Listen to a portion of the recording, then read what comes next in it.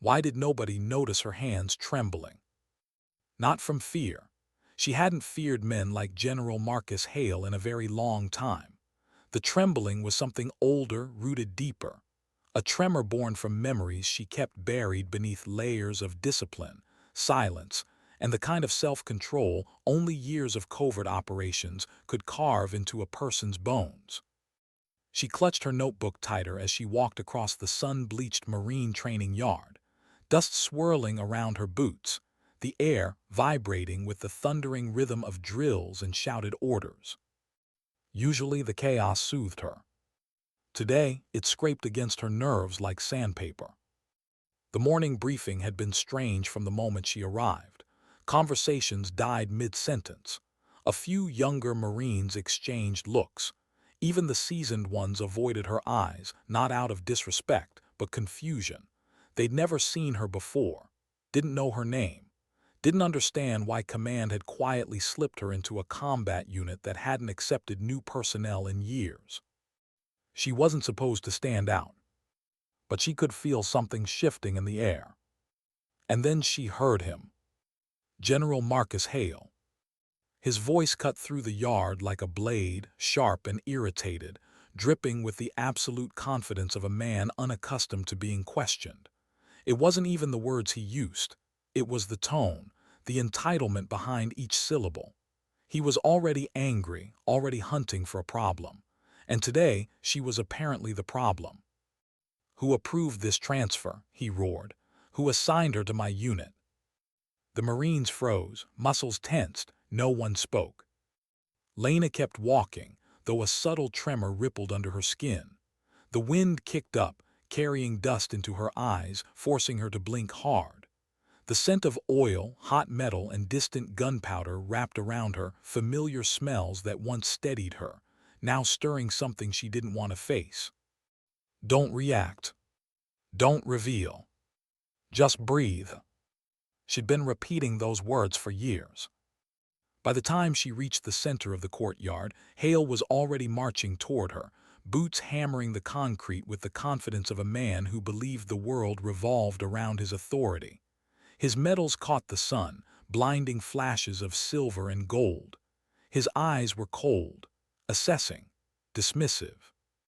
She had seen that look before in enemy compounds, in interrogation rooms, in the faces of men who underestimated silence because they didn't understand the storms it could hide. He stopped 2 steps in front of her. "You," he said, not even using her name, "you were not on my roster." Lena stood at ease, notebook at her side, calm on the outside.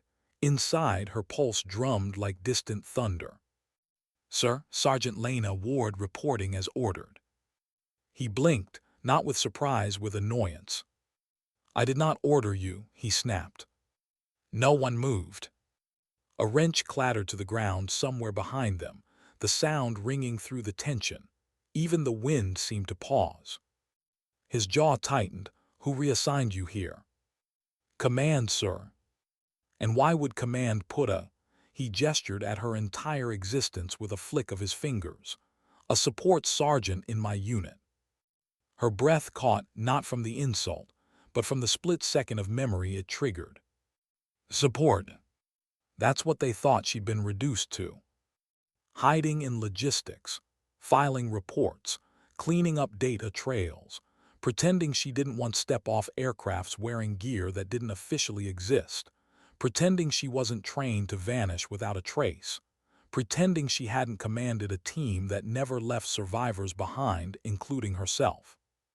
But she kept the truth locked away, folded inside a quiet life she had forced herself to choose. Until now. "Sir," she said softly, "my orders are valid." He laughed. Actually laughed. The Marines around them shifted uncomfortably. Some winced. A few stared at Lena with sympathy, but none dared intervene. Hale had earned a reputation not for leadership, but for ego polished to a shine sharper than the pins on his collar. "You think you belong in my command," he said. "You think you can handle the pressure here. This isn't admin. This isn't base support." "I'm aware, sir." No, you're not. A soldier like you. His hand moved faster than her breath. Fingers fisted into her hair. He yanked hard. A shock rippled through her skull, her neck snapping backward under the sudden force. Pain flared bright, hot, electric. The courtyard gasped. A few Marines stepped forward instinctively, only to stop when Hale shot them a warning glare. He had crossed a line he didn't even know existed. Lena's knees bent slightly, a reflex from years of captivity training. Instinct, not weakness. Her hand twitched, ready to strike, ready to break him down to the floor in 3 silent steps. But she froze. Not out of fear. Out of memory. The cell in Kandahar. The rough hands that dragged her across dirt. The smell of mildew, sweat, and blood. The taste of iron on her tongue. The moment she promised herself she'd never be powerless again. A promise she had kept. Until now. Hale jerked her head again. Look at me when I'm talking to you. Her scalp burned. Her breath shook. A storm boiled behind her eyes, not rage, but something more dangerous. Control. Every Marine watching felt it before they understood it. Something in the air shifted, sharp enough to raise the hairs on their necks. A feeling like a pressure wave seconds before detonation. Lena swallowed hard, forcing her voice steady. "Sir," she whispered, "release me." He didn't. He smirked instead. "Do you know who I am?" Her eyes locked onto his. "Sir," she said quietly, "with all due respect, do you?" The words hit him like a blow he didn't recognize yet. His grip faltered just enough for her to subtly shift her weight. She stepped back, body angled with surgical precision, twisting just slightly, enough to force his hand out of alignment. Enough to make him stumble, almost imperceptibly. But not imperceptible to everyone. A veteran at the edge of the crowd inhaled sharply. "Oh God," he whispered. "She's trained special, she's one of them." Hale heard it. His expression changed. For the first time, a flicker of confusion crossed his face. Not fear, not yet. Just the dawning realization that the woman he had treated like nothing might not be the nobody he thought she was. And then, louder than any shout, heavier than any order, came the sound that froze the entire courtyard. Engines. Multiple. Heavy-duty convoy vehicles cresting the hill. Unmarked. Identical. Silent as they approached. The kind of silence only elite teams moved with. Lena's breath hitched. No. Not here. Not now. Not after everything she built to stay invisible. But the vehicles kept coming, rolling in like ghosts she tried to outrun. The Marines around her tensed, whispers rising like sparks in dry grass. Hale released her hair. Only then did Lena realize her hands had stopped trembling. The past had found her, and it was stepping out of those vehicles. Why were the engines so quiet? Convoys weren't supposed to move like that. Not on gravel, not on open terrain, not with weight heavy enough to rattle the earth. Yet the vehicles descending the hill rolled forward with a precision that made seasoned Marines straighten instinctively. It wasn't the noise, it was the absence of it. A silence too deliberate to be accidental. A silence she knew intimately. Lena's heart dropped into her stomach. It couldn't be them. Not after all these years. Not after she'd walked away and buried that life beneath layers of anonymity, so deep she sometimes forgot who she used to be. But the convoy kept coming. 3 matte black transports, no insignia, no markings, windows tinted, doors reinforced, moving in synchronized formation as if guided by a pulse only they could hear. Around her, the Marines began to shift nervously, whispers blooming like wildfire. "What unit is that? I've never seen those vehicles. That's not Marine Corps issue. Who the hell drives like that?" Even Hale's expression faltered. He opened his mouth, maybe to bark an order, maybe to assert dominance, but no sound came out. His eyes narrowed as he watched the convoy pull to a stop in a perfect line, dust settling around the tires like a curtain falling on a stage. Lena didn't move. Couldn't. Her feet felt rooted to the ground, pinned in place by the weight of a past she'd spent years out running. Her breath came shallow, clipped, each inhale threading through a knot lodged deep in her throat. No one got out at first. The door stayed closed. The silence stretched. If anyone else noticed the tension in her shoulders, they didn't show it. But she felt her body shifting back into the old stance, weight evenly distributed, center of gravity lowered, peripheral vision expanding, every muscle aligning into readiness. A posture she hadn't worn in years. A posture she prayed she'd never wear again. Then the first door opened. A tall figure stepped out, boots hitting the ground with controlled force, not loud but deliberate, as if every movement were calculated for efficiency and dominance. His uniform wasn't standard military. It was heavier, reinforced, built for environments where decisions had to be made faster than thinking. His face was partially shadowed beneath a cap, but the way he carried himself told the story before the sunlight reached him. Captain Elias Rourke. Her second in command. Her shadow. Her conscience when she lost her own. And the man she had walked away from without explanation. Her pulse stuttered painfully. No, no, no. Behind him, more operatives emerged. Men and women she had once trusted with her life. People who had followed her through night raids so silent even the wind didn't dare whisper. People who had bled beside her, laughed with her, grieved with her. Her team. Her unit. The Black Ops division that didn't officially exist. They didn't look at Hale. They didn't look at the Marines. They didn't look at the base around them. Every single pair of eyes locked onto her. And in those gazes, she saw everything she had tried so hard to forget: loyalty, unspoken history, and the lingering ache of abandonment. Someone whispered beside her, "What the hell is happening?" But to Lena, it was painfully clear. Her dropout code had been triggered. A code she created herself, a private failsafe known only to her team. They were to come for her only under one condition: if she was compromised. Rourke didn't walk. He advanced, purposeful, controlled, each step echoing the weight of all the years between them. He stopped just short of her, boots inches from Hale's polished shoes, but Rourke didn't even acknowledge the general. He looked at her like a man seeing a ghost. "Ma'am," he said, his voice steady, though she heard the undercurrent beneath it. Relief, anger, worry, hope. "You said to come only if you were in danger." His gaze flicked briefly to her hair, the strands still tangled from Hale's grip. "We came." A ripple went through the Marines, startled breaths, quiet curses. One of them choked on his coffee. The tension thickened into something almost palpable. Hale finally broke the silence, though his voice wasn't nearly as strong as before. "And who exactly are you?" Rourke didn't answer him. Didn't even look at him.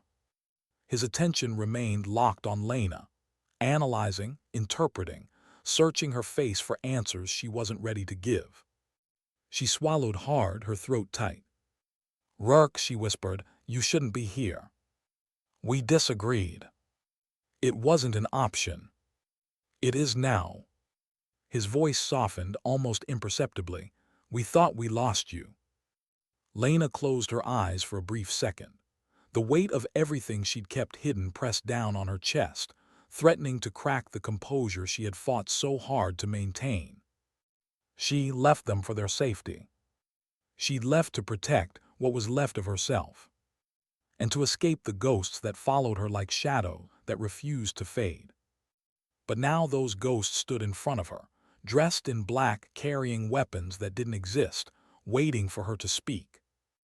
A Marine near the back murmured, "Sir," she commanded them. Another whispered back, "That's impossible." Hale turned toward Lena, now studying her like a puzzle he didn't know how to put together. You, he scoffed, you expect me to believe you led. But Rourke moved. Not aggressively. Not threateningly. Just one step forward. One step that made Hale instinctively shut his mouth. General, Rourke said, finally acknowledging him. Sergeant Ward was not reassigned to your unit without reason. She was placed here under classified directives above your clearance level. Hale stiffened, above my. Yes. And who authorized? Her, Rourke said. The courtyard erupted in whispers. Shock, disbelief, confusion. It all blended into a chaotic hum rising around them. Lena's stomach twisted. She didn't want this. She didn't want attention, recognition, or the weight of old titles. She wanted simplicity, normalcy, a quiet life where her past didn't follow her like a shadow she couldn't outrun. But she had known it was only a matter of time before the truth found her. Secrets didn't stay buried forever. Not in her world. Not in the world where missions were written in ink that disappeared before it dried. Hale's face reddened. You're telling me this sergeant, this nobody, commanded a black operations unit? Rourke didn't flinch. She didn't command a unit, he said. She commanded the unit. For a moment, Hale didn't seem to understand. Then realization dawned, his expression shifting from disbelief to something colder, humiliation. His eyes darted from Lena to the operatives flanking the courtyard, then back to Lena again, as if trying to reconcile the quiet woman he just assaulted with the legend standing in front of him. What are you doing here, Ward? He asked quietly, almost breathless. Lena opened her mouth. But before she could speak, Rourke answered for her. She's here because someone compromised her safety, he said, his voice low, the threat unspoken but unmistakable. We respond to threats. His eyes slid to Hale. Even internal ones. A chill rolled through the courtyard. The Marines went still. Hale's breath hitched. Lena felt her heart crack open, not with fear, not with anger, but with something she wasn't ready to name. Because the past she had tried to bury had just declared war on the present she was trying to build. And there was no turning back now. Why didn't she tell them to leave? The words sat on her tongue, heavy and desperate, pressing against the walls of her throat with every heartbeat. She should have said it the second the convoy stopped. Go back. I'm fine. I don't need you anymore. But the truth was bitter, metallic, undeniable. She did need them. Not for protection, not for authority, but because their presence cracked open a part of her she had sealed shut so tightly she had forgotten it could still breathe. Seeing them again, seeing him again, was like touching an old wound she never let heal. She took a small step back, not from fear, but from the overwhelming weight of recognition in their eyes. Rourke noticed. He always did. He adjusted his stance, giving her just enough space to breathe, but not enough to distance herself completely. Ma'am, he said quietly, you're shaking. I'm fine. You're not. Her jaw tightened. She hated how well he could read her, how instinctively he still moved around her emotions, like the years hadn't carved oceans between them. The courtyard remained frozen, every Marine watching, waiting, caught between confusion and awe. Lena could feel their questions hanging in the air like suspended dust. Who was she really? Why would a Black Ops team come for her? What did she do? What was she hiding? Hale's voice sliced through the silence. Explain yourself, Ward. Not a question, not a request. A demand spoken from a place of bruised pride rather than authority. His voice wavered just barely, but Lena caught it. She spent too many years decoding fear in the voices of men who pretended they had none. She turned toward him slowly. Her hair still hung loose from where he'd yanked it. Wisps fell across her face, but she didn't brush them away. The sting along her scalp lingered, a reminder and a warning. Sir, she said, voice steady, this shouldn't have happened. No, Hale snapped. It shouldn't have.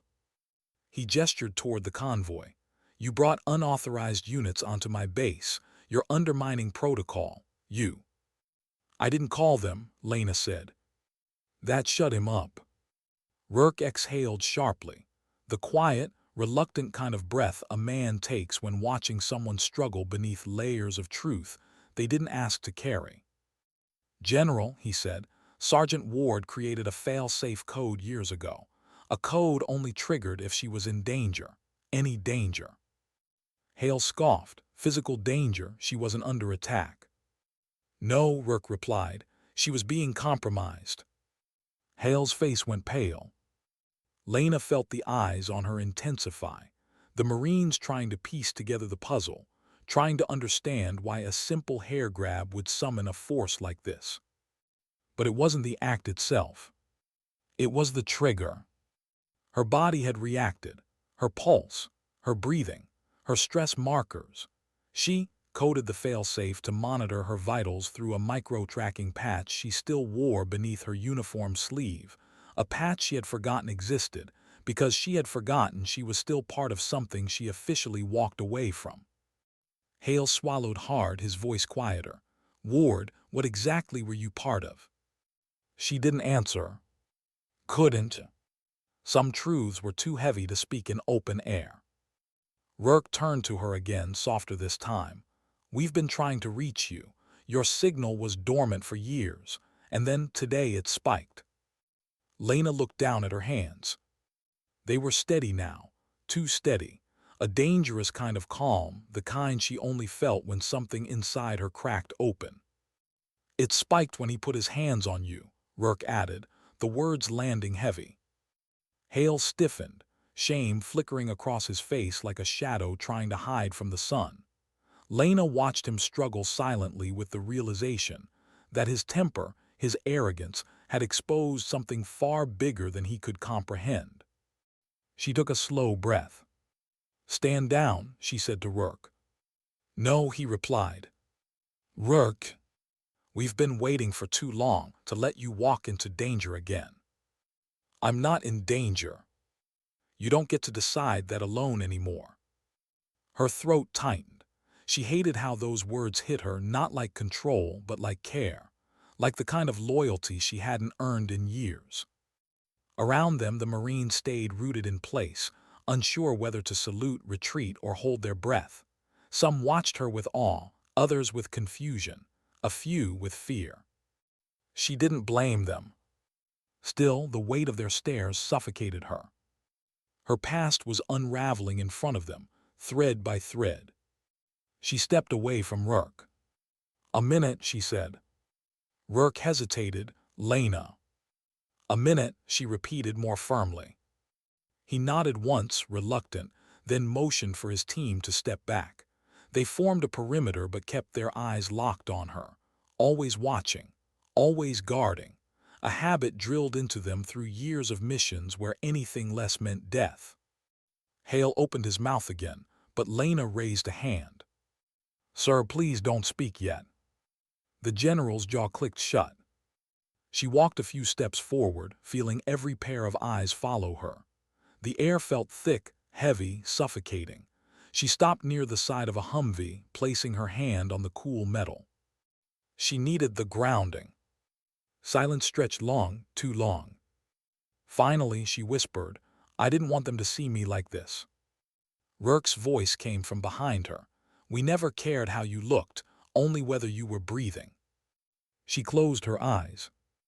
There it was, the thing she'd been running from, not the missions, not the violence, not the ghosts, but the way they still loved her, the way their loyalty was unconditional, unshakable, unearned.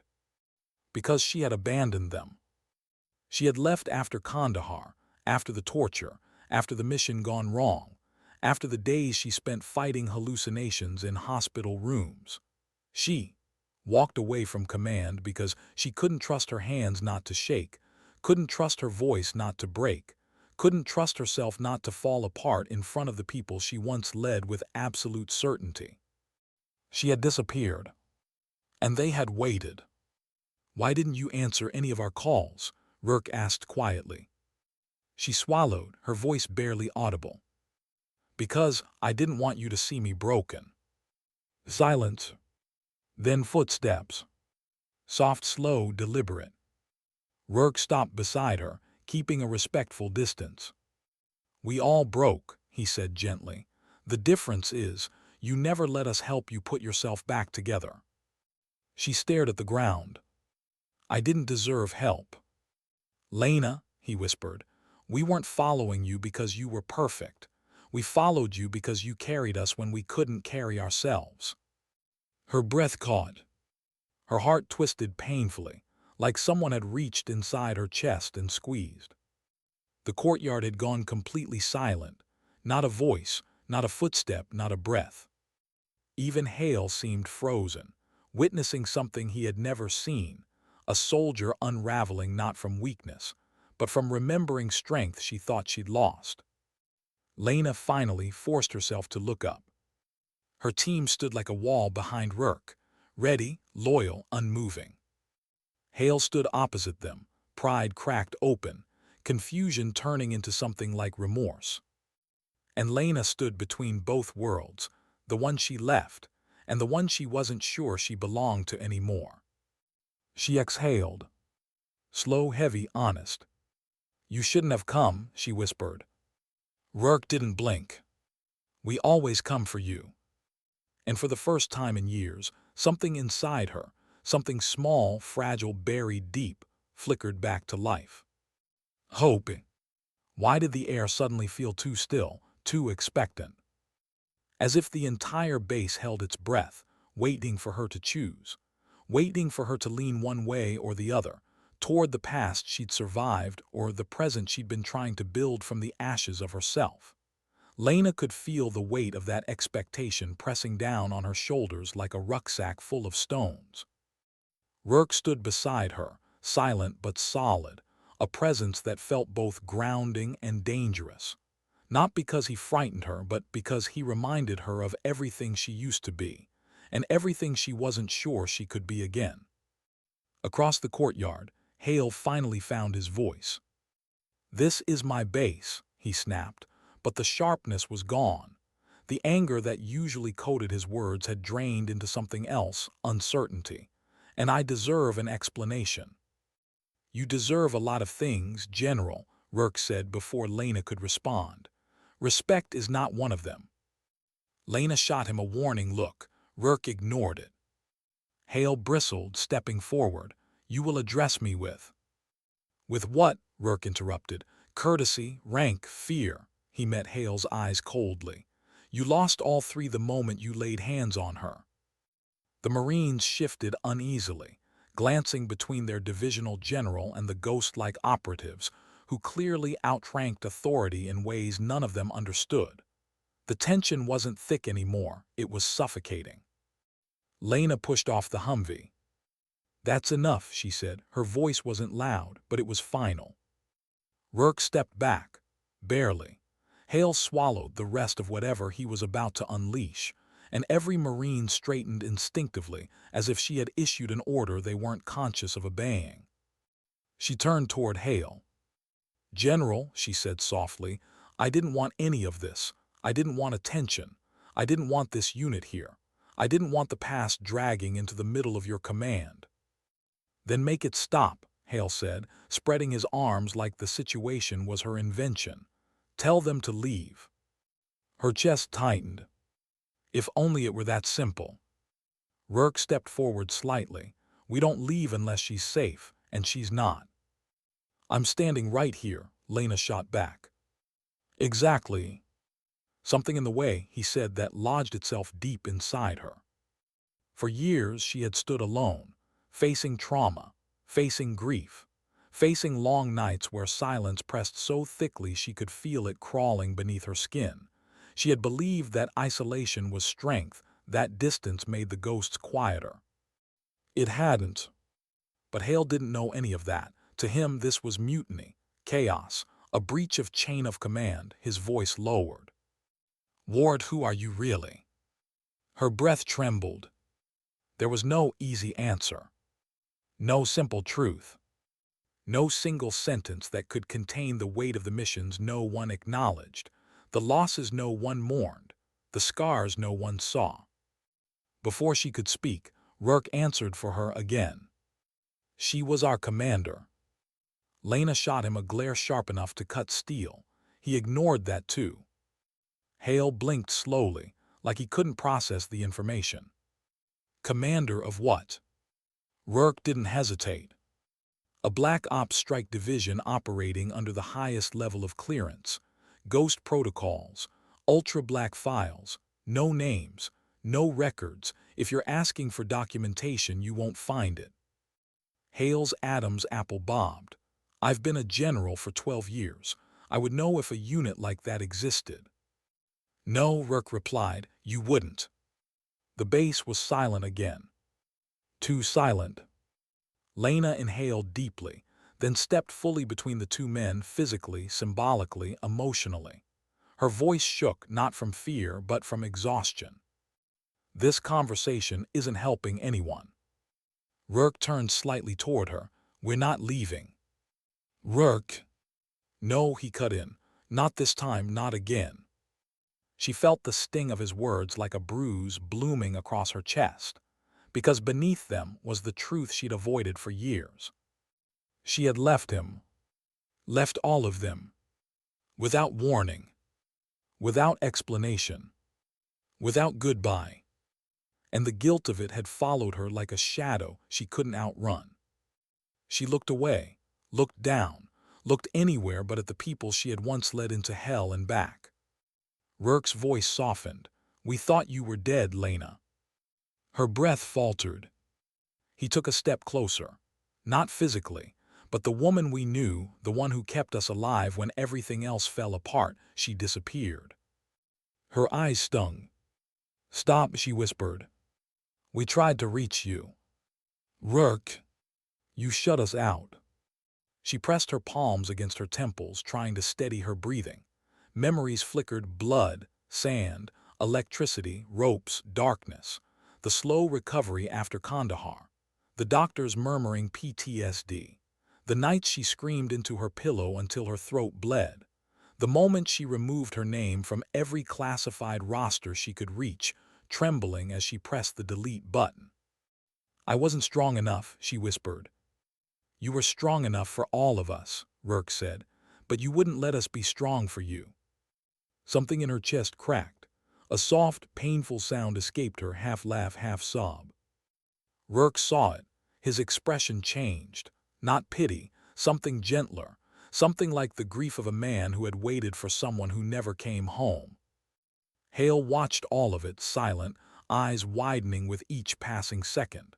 This wasn't insubordination. This was tragedy, a story he had walked into without knowing its beginning. Lena wiped her cheek quickly, hopping no one noticed. Too late. Rourke's jaw tightened. He turned to the general. You touched her. I didn't know. No, Rourke snapped. You didn't care. Hale flinched. She's a sergeant, he defended weakly. A regular. I had no reason to assume. That she mattered, Rourke shot back. Lena stepped forward sharply. Enough. Her shout ricocheted off the vehicles, the barracks, the walls, even the sky above them. It wasn't loud, not truly, but it carried authority. A command. A reminder of who she used to be. Everyone froze. Even Rourke. Especially Hale. Her voice dropped to almost a whisper. I didn't keep secrets to make anyone feel small. I kept them because I didn't want anyone to look at me the way you're all looking at me right now. She turned, sweeping her gaze across the courtyard. Like I'm something other than human. A Marine in the back lowered his eyes guiltily. Rourke exhaled, the fight draining out of him. You are human, he said. That's the problem. You carried things no human should carry alone. Her throat tightened again. I'm not your commander anymore, she whispered. No, Rourke said softly, but you're still ours. She closed her eyes, letting the words wash over her, painful, comforting, terrifying. She wasn't ready to go back. She wasn't ready to lead anyone. She wasn't even sure she was ready to be herself. But she wasn't alone. Not anymore. For the first time in years, she let herself feel it, the weight of her team surrounding her like armor, the warmth of loyalty she didn't deserve, the ache of belonging she had tried so hard to forget. Her voice came out trembling. "What do you want from me?" Rourke didn't hesitate. "The truth." She swallowed. "And after that?" He held her gaze. "Whatever you choose." The courtyard waited. The past waited. Her answer waited. Lena inhaled slowly, a breath that felt like the first honest one in years. And for the first time, she felt the edges of something she thought she had lost forever. Strength. Not the old kind. Not the brutal kind. Something quieter. More fragile. More real. Something like the beginning of redemption. Why did the truth feel heavier than any weapon she'd ever carried? Lena drew a slow breath, feeling the tightness in her chest coil and uncoil like a living thing. The courtyard was silent again, painfully silent, waiting for her to say words she wasn't sure she had the strength to speak. Her pulse thudded in her ears, drowning out everything except the steady hum of memories she'd buried for years. Rourke watched her with a patience she didn't deserve. Hale watched her with a confusion that bordered on fear. The Marines watched her with awe they didn't understand. And she watched herself break. Her throat tightened. Her fingers curled at her sides. Her breath shook. "I left because I wasn't fit to lead," she whispered. Rourke stepped forward, but she lifted a hand, stopping him. She had to say this alone. She owed him that. She owed all of them that. "I left because I failed." The words tasted bitter. She kept her eyes on the ground, safer, easier than facing the disappointment she expected on their faces. But she didn't need to look to feel their reactions. Silence stretched, thick, suffocating. Hale frowned. "Failed? How does someone with your background fail?" Lena laughed softly, not out of amusement but resignation. "You think missions are just victories and defeats, General. You think leadership is just keeping score." He didn't answer. She didn't wait for one. "It happened in Kandahar," she said, each syllable careful, controlled, like she was diffusing a bomb inside herself. "A hostage extraction. We had intel. We had timing. We had the advantage." Her voice wavered. "And we lost all of it in seconds." The courtyard seemed to shrink around her, the sun dimming as if retreating from the weight of her confession. Rourke closed his eyes. He knew the story. He lived it too. But not the way she did. "I pushed the team too fast," Lena continued. "I thought our window was closing, so I made the call, my call. We breached early." Images flickered through her mind, the flash of detonations, the sudden burst of gunfire, the screams, the chaos that swallowed the night. "They were waiting for us," she whispered. She felt the sting in her palms, ghostly, but real from gripping a rifle slick with sweat and sand. Felt the burn in her lungs from smoke. Felt the weight of bodies she dragged to safety. Felt the moment everything inside her shattered. "I was captured," she said. Finally said. The words she had avoided for years. Gasps rippled through the Marines. Even Hale flinched. "They took me," she whispered. "Dragged me through the dirt, tied my hands behind my back, locked me in a room where the light never changed, where time stopped mattering." Her voice grew thinner, frailer. "They tried to break me, and for a while I think they did." Rourke swallowed hard. His jaw clenched so tightly she saw a muscle jump beneath his skin. "We got you out," he said quietly, gently. "We brought you home." "You got me out," she corrected, "but you didn't get me back." He winced. "I came home to a body I didn't recognize," she said. "A mind that wouldn't sleep. A voice that shook when I tried to give orders. You asked me to lead again. You trusted me. And I—" Her breath faltered. Her eyes filled. Her shoulders trembled. I couldn't do it. I couldn't trust myself not to get one of you killed. A tear slipped down her cheek. She didn't hide it. I couldn't lose any of you. Not again. Not because of me. The silence that followed was no longer suffocating. It was mourning. A collective ache shared by the entire courtyard. Hale stepped closer, voice strangely gentle. Sergeant, trauma like that is not an excuse, she cut in. Rourke's voice cracked. It was never about excuses, Lena. She shook her head. I wasn't the woman you needed anymore. I wasn't the leader who brought you home. I was the one who led you into a trap. The one who froze in the hospital when you asked what the next mission was. The one who couldn't even stand the sound of doors locking without wanting to tear the walls apart. Her voice softened to a raw whisper. So I left because you deserved better. Rourke's eyes burned, not with anger but with grief. You didn't fail us, he said. You made a choice to survive. We would have followed you anyway. And I couldn't let you, she said. You don't understand, Rourke. I didn't leave because I didn't care. I left because caring was killing me. She lifted her head finally, meeting his gaze. And I thought your lives would be safer without me. Rourke stepped closer. You were the safest place we ever had, he whispered. The words hit her harder than torture ever had. Her breath caught. Her resolve wavered. Her composure cracked. Something inside her, something heavy, rusted, locked, shifted. Behind her, Hale looked at her differently now. Not like a subordinate, not like a challenge to his authority, like a human being whose scars ran deeper than any rank he ever held. He took a step forward, clearing his throat. Ward, he said, voice unexpectedly soft, I should never have put my hands on you. I acted out of ego, and I had no idea who you were, what you'd been through. She didn't look at him. He continued anyway. I can't undo what I did, but I can say I'm sorry. Rourke bristled, but Lena lifted a hand again. She took a long, shaky breath.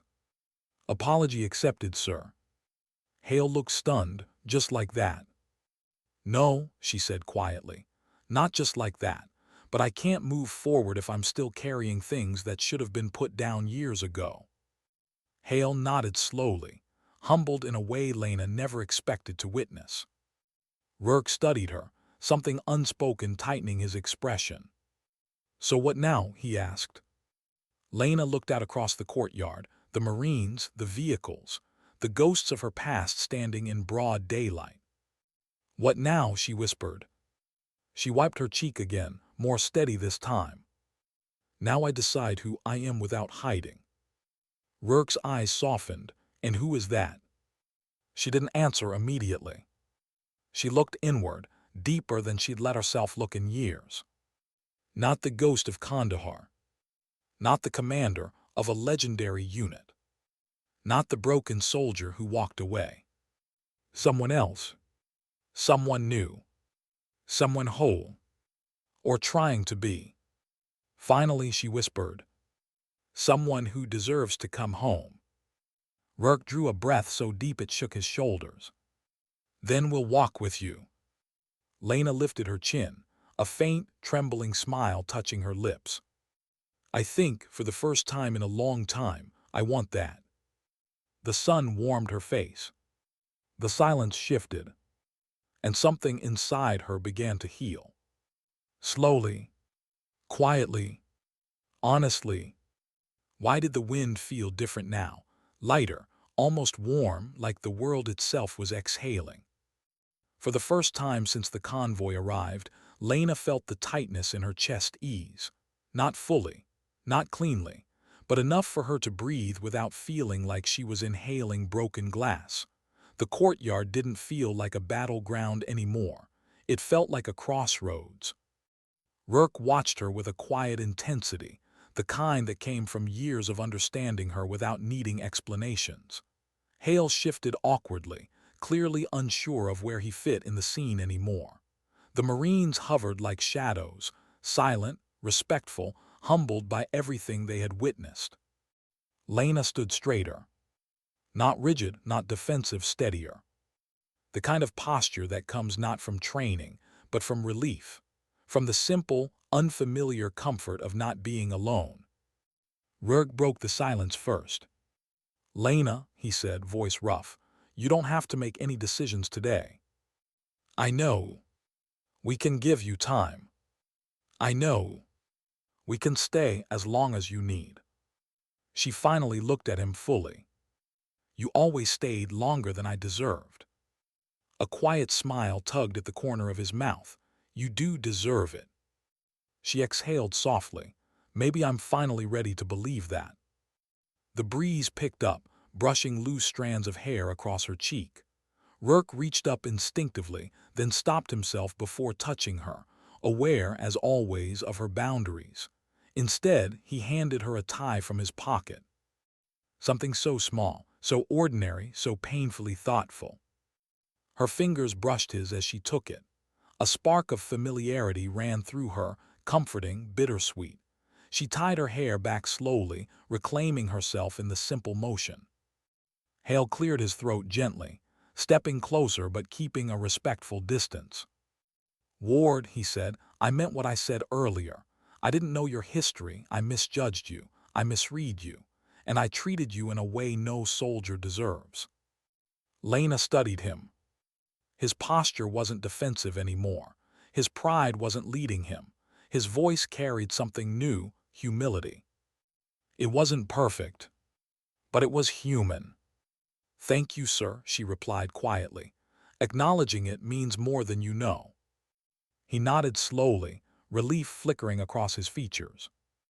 "And for what it's worth," Hale added, "you stand taller than any leader I've ever served beside." She blinked. That caught her off guard. He continued, softer now. "Maybe I needed today. Maybe I needed to be reminded that respect isn't something you demand, it's something you earn." Lena held his gaze. There was something almost vulnerable there, tucked behind the hard lines of authority. "I'm still learning," he admitted. A faint, wry smile touched her lips. "Aren't we all?" For the first time, they stood not as general and sergeant, but as people, both flawed, both struggling, both trying to be better. Rourke stepped beside her. "Lena," he said, "there's something else. The team wants to see you, privately, not for debrief, just to see you." Her breath hitched again. Images flashed behind her eyes, faces she had fought for, bled for, loved fiercely in the way soldiers love their own. She hadn't realized how much she missed them until now, how much she missed belonging. "Where are they?" she asked softly.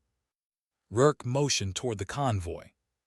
"Waiting, they didn't want to overwhelm you." That alone almost brought her to her knees. She nodded slowly. "I want to see them." Rourke's shoulders relaxed, as if he'd been holding that hope inside him for years. They walked toward the vehicles together, step by step, her boots crunching softly on the gravel. Each footfall felt like reclaiming something lost, piece by piece, breath by breath. As they approached, the doors opened. One by one, her old teammates stepped forward. Faces she knew by memory. Voices she had heard in the worst nights of her life. People who had followed her into shadows darker than night and trusted her without hesitation. They stood in a line, not stiff, not formal, not saluting, just waiting for her to look at them. And when she finally did, her chest cracked wide open. Grim, her explosives expert, gave her a shaky smile. "Boss." Vera, her recon specialist, blinked rapidly, fighting tears. "You look taller," she whispered, voice trembling. Cade, her sniper, exhaled sharply like he'd been holding his breath for years. "Damn good to see you." Finn, always the quiet one, stepped closer and murmured, "We never stopped believing you'd find your way back." Lena pressed a hand to her mouth, overwhelmed. For years she had feared this moment, feared disappointing them, feared their judgment, feared their pain. But all she saw in their faces was love. Real. Raw. Unshakable. She tried to speak. A sound came out too soft, too broken to be a word. She tried again, voice cracking. "I'm sorry." Vera stepped forward instantly, shaking her head. "No, don't you dare apologize." "You did what you had to," Grim added. "You survived," Cade said. "And we're here," Finn whispered. "We always were." Rourke placed a gentle hand on her shoulder. "You never lost us, Lena. You just lost yourself for a while." She closed her eyes, tears slipping free, but they weren't the shattered kind. They were the healing kind, the kind that washed the dust off old wounds. "I missed you," she finally whispered. The team drew in closer, not touching her, not crowding her, just surrounding her with their presence. A circle, a shield, a homecoming. Rourke looked at her. "Whatever comes next," he said, "you choose it. You set the pace. We follow or we stand back, whatever you want." Lena wiped her cheeks, breathing steadily. "For the first time," she whispered, "I think I know what I want." "And what's that?" Vera asked, smiling softly. She lifted her head, eyes bright with something new and fragile. "To stop running." The team nodded as one. Rourke's voice was low. "Then we stay right here." Lena turned toward the horizon, the sun glinting off the metal of the convoy, the base, the countless paths she could take. Her heart didn't feel empty anymore. It felt full, aching, hopeful, alive. She inhaled deeply, letting the warm air fill her lungs, letting the weight of the past settle without crushing her. And then she said the truth she had been running from for years. "I'm ready to come home." A quiet stillness followed. A peaceful one. A healing one. And in the soft wind drifting through the courtyard, carrying dust and sunlight and echoes of futures not yet written, a simple truth settled gently over her shoulders. Sometimes dignity doesn't speak. It simply acts. And sometimes the strongest thing a soldier can do is let herself live again.